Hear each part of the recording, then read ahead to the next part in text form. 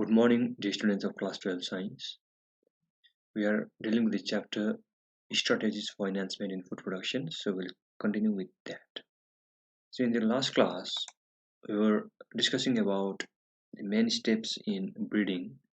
We have learned about the germplasm collection for variability, evaluation and selection of parents. Then we have learned about cross hybridization between the selected parents.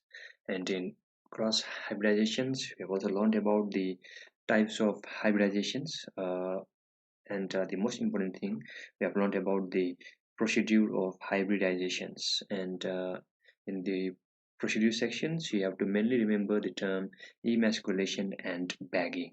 Okay, so kindly go with the technique or procedures of hybridizations.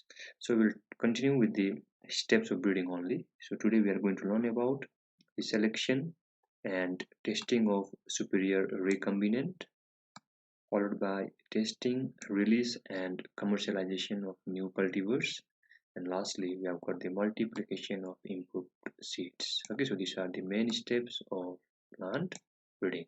So germplasm we have already done, then evaluation and selection of parents we have already done, and we have also finished about the cross hybridization between selected parents. So over here you have to kindly remember the term. When I'm saying that, you have to remember the term emasculation and bagging. So let us begin with the fourth step, that is selection and testing of superior recombinants. Okay, so selection and recombinants of superior parents or recombinants. Recombinants means the hybrid progeny which will carry the characteristics of both the parents. Okay, that is called the superior recombinants. Okay, so over here it involves the following steps. The fourth step is selection of haploid plants that have the combination of desired characters. Haploid plants must bear the parental characteristics, which are desirable characteristics. Okay, so if the characters from both the parents are inherited to the offsprings or to the progeny, then that particular haploid plant has to be selected. Okay, then let's say selfing means self-pollination. Okay, selfing the selected plants to several generations to produce uniform homozygous inbred lines. So after the selection of haploid plants, we have to go through the self-pollination. So that self-pollination will result in the creation or generation of a pure line. Okay, where the desirable characteristics will be maintained from generation to generation. So after self-pollination of cereal plants, we have to go through the cross-pollination. So crossing the selected inbred lines to produce uniform F1 generation or first filial generations, where the plants will produce the desirable quality and the quantities. Okay, and so that the seeds can also be grown directly. And lastly, we have to go for the selection in self-pollinated and cross-pollinated crops. Clear? So selection in self-pollinated crops result in the formation of a homozygous characteristics from generation to generation. Okay, it isolates the best homozygous genotypes present in the population. That it will separate. Okay, we can separate the best homozygous characters present in the populations by the selection of self-pollinated crops. Now, those homozygous genotypes which are being selected and which will produce a pure line and which will represent a pure line, and their selection is called the pure line selection. Clear? So what we are doing, we are going for the self-pollination. We are going for the selection of those plants which have desirable qualities and which can produce desirable quantities. Okay, and this selection of self-pollination will isolate the homozygous genotypes present in the population. So therefore the selection of this particular homozygous plants which will maintain the pure line, okay, and the process of their selection is known as the pure line selection. And homozygosity in such varieties is maintained by self-pollination. Okay, so in order to maintain the homozygosity, we have to go for self-pollination, and therefore all the plants in the pure lines will have the identical genotype. Clear? Then What about the selection in cross pollination? We have just finished about the selection in self pollination, but what will be in case of cross pollination? So selection in cross pollinations have more heterozygous than homozygous. Why? Because we have learned that in case of self pollination there will be production of more homozygosity, right? Whatever the progeny will be produced, whatever the offspring will be produced, it will maintain homozygous condition. Clear? But when we go talk about the selection in case of cross pollination, in cross pollination there will be more heterozygous progeny than, let's say, homozygous one. Clear? Why we will find more amount of heterozygous than homozygous? Because pollen from one flower is deposited on the stigma of flowers of other plant. One more time, because in case of cross pollination, pollen from one flower is deposited on the stigma of flowers of other plant. So that's why there will be more heterozygous than homozygous. Okay, and in fact the plant will also have several genotypes, all of different characteristics. Okay, so some of these heterozygous characters or genotypes are found to be more superior than the homozygous one, which are inferior and which are eliminated during selection. Okay, so the fourth step is selection and the testing of superior recombinant. So we have to select those particular progeny or the haploplants with desirable characteristics. We have to go through the self pollination and we have to go through the cross pollination. After that, we have got the fifth step: testing, release, and commercialization of new cultivars. Okay, so the newly developed hybrid varieties, after cross pollination, self pollination, whatever the hybrid varieties are produced, all right, so we have to go for their testing, we have to go for their release, and after that we have to go for their commercialization. That means we have to release them into the market. So the newly developed hybrid varieties of plants are cultivated in research field, okay, and evaluated for their production, okay, for their quality, amount of nutritional contents on that particular plants, about the taste, color, and whereas they are resistant to disease or not. Clear? So they are grown under or they are cultivated under ideal fertilizer applications, irrigations, and other crop management practices for at least 3 growing seasons at several locations, at several habitat in different climatic conditions. That is called testing. All right, and the performance of these new varieties are compared with the old varieties, and the best selected varieties are isolated and they are released by the released committee for the cultivation in a given area.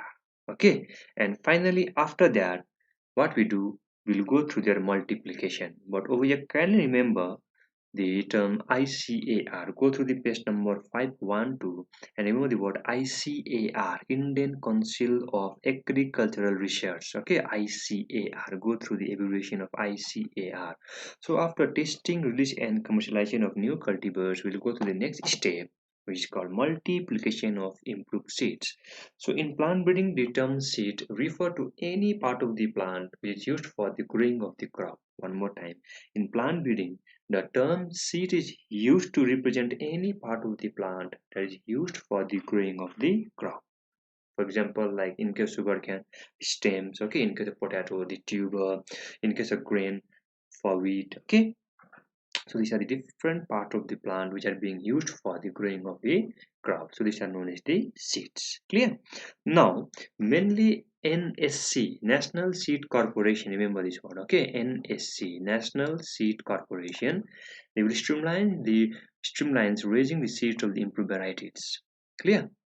And there are around, let's say, 13 state corporations and 100 major seeds companies which are raising quality seeds of the improved varieties. Okay, so these seeds are free of weed seeds, they are free from pathogens and pests, they are of high order of purity and have a high rate of germinations.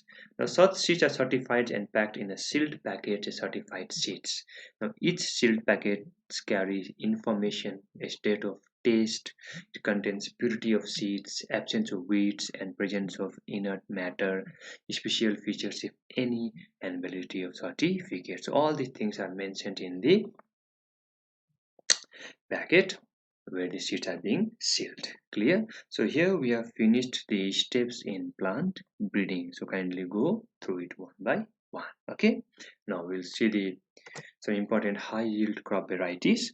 So first we'll go through the wheats. So over here you have to remember the name of the wheat. Okay, so several high yielding wheats and disease resistant wheats have been produced. Clear? So here we'll just go with the name of the wheat. Okay, you have to remember that name. So remember the varieties such as Sonalika, Kalyan Sona, okay, which were introduced all over the wheat growing belt in India. So over here, just you have to remember the name of the wheat, okay, Kalyan Sona and Sonalika, which were introduced all over the wheat growing belt of India in 1963. Then we have got wheat variety Wheatley, okay, which was introduced into India from Australia. Then Oriental dog variety from Japan, okay. Then Pusala variety of wheat were developed at IARI. IARI means Indian Agricultural Research Institute. Okay, by exposing Sonora 64 and Lerma Rosa 64A, the maximum drop variety of wheat to gamma ray. And Sarbati Sonara is also the variety of wheat which was developed by by M.S. Swaminathan, who is known as the father of Green Revolution in India. So among the wheat, you have to remember the name Kalyan Sona, Sonalika, Lerma Rojo, okay, 64A, Sonara, then Sonara 64, then Sarbati Sonara. These are the name of the wheat which you have to remember. These are the high yielding varieties of wheat. Okay.